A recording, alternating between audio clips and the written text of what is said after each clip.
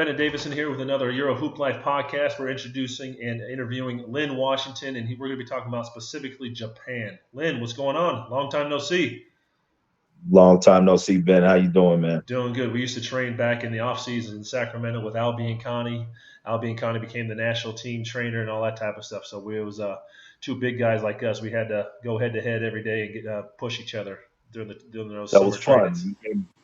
And we kind of go back indirectly a little bit, a little bit before that too, with West Valley and San Jose City College. So Absolutely. Yep. That fun. was a big rivalry there also. Yeah, Back in the day. absolutely. Well, let's dig right into it. Give me the team, the location. Give me some details on how you ended up getting over to Japan.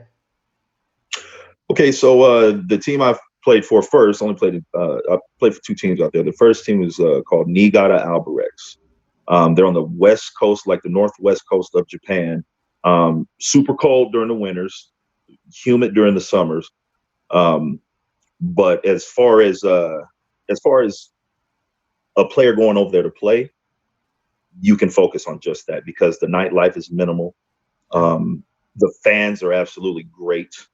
The organization is great. They've had the same owner for as long as I can remember. And I would say that team is probably good for any player trying to get his foot in the door.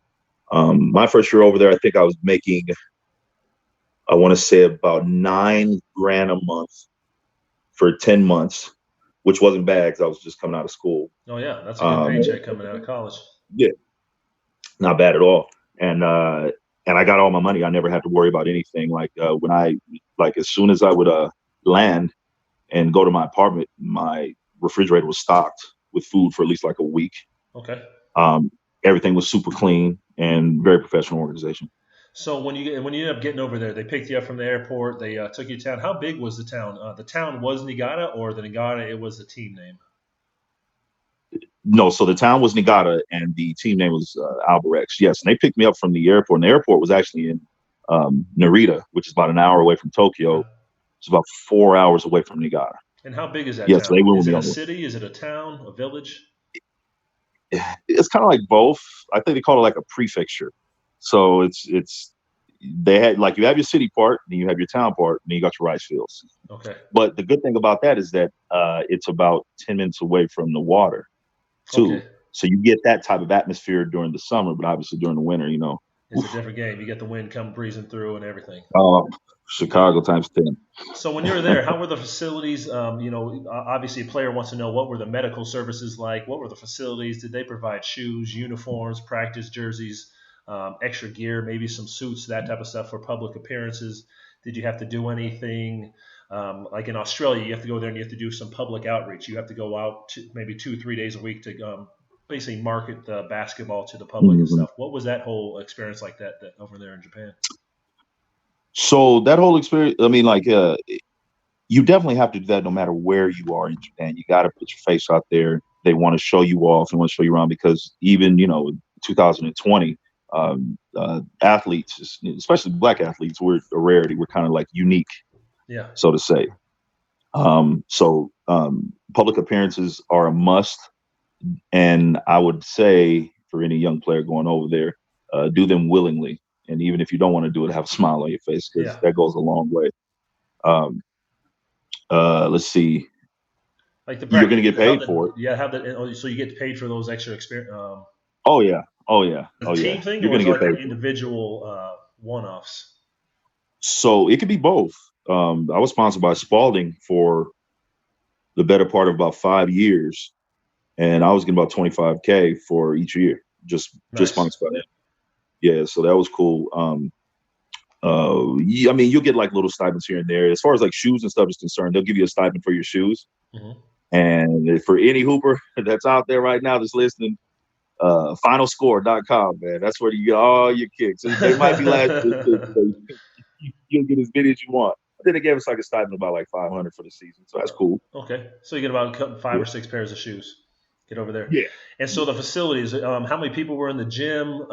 You said the fans were amazing. Obviously, in small little towns, it's like Tucson, University of Arizona. We're the only show in town, that University of Arizona basketball and football. So was it that kind of setup where you're the only show in town? Well, see, it's you kind of get a mix of things because like in Niigata, There are a lot of like minor league sports that are like trying to come up and trying to, get the fan base, so to say, within that territory. Um, you're always going to have to wrestle against baseball and sumo wrestling and even soccer somewhat, Okay. because basketball is I don't know, probably like third as far as popularity is concerned in all of Japan. Okay. Um, So it's like a third-rate but city, be like hockey compared to NBA, MLB, and football. yeah, Okay. kind of like that. Kind of like that. I mean, look, you're still that dude though. You know Yeah. what I mean? Yeah. The facilities though is practice facilities. They're cool. No heaters. Oh Like yeah. I've seen like the biggest space heater in my life in Japan. Okay. But and it still doesn't get the gym warm at all. But as far as like the games and stuff, the only gripe that I had about it, man, was that sometimes they would play on that sports court, and A I'll be like, sports oh court my like god, those rubber plastic squares. yeah, Oh, those would be hard. yeah. And they would come up. If you step the wrong way, man, just fall. Don't try to catch yourself. Just Yeah. fall. Just fall. Okay. So is that sounds like a good situation. Do you have any kind of like final thoughts of if some players watching this video take this as an opportunity to be able um, to jump on the game and just get your career started, that type of stuff? So I recommend any player to go over to Japan if they have that option. Okay. Honestly, everybody's situation is a little bit different, but there's so many things that you can get into out there, um, that may, lead you in another path outside of basketball. Um, they're really kind people. They pay your worth. I mean, I would say I would go out there for anything over $5 grand a month, Okay. just because there's so many other opportunities out there for you to make money, and also Sponsorships too and for you to work drills and on your game, camps and all those different all types that, of things. all that. So yeah, definitely an opportunity that you shouldn't look past. Okay. Awesome. Well, if a player has a question for you about Japan and stuff and wants to kind of reach out to you, just reach out to you on social media, Lynn Washington. Is that the best way? Maybe Yeah, Facebook, yeah, yeah. Either Instagram? yep, Facebook. Don't really mess with Instagram too much. You can hit me up on Facebook. I'm on LinkedIn. Any questions, comments, concerns about anything over there, yeah, just hit me up. I'll be more than happy. Outstanding. Lynn, thank you for your time. All right, man. Take care, bro. Thank Yep. you.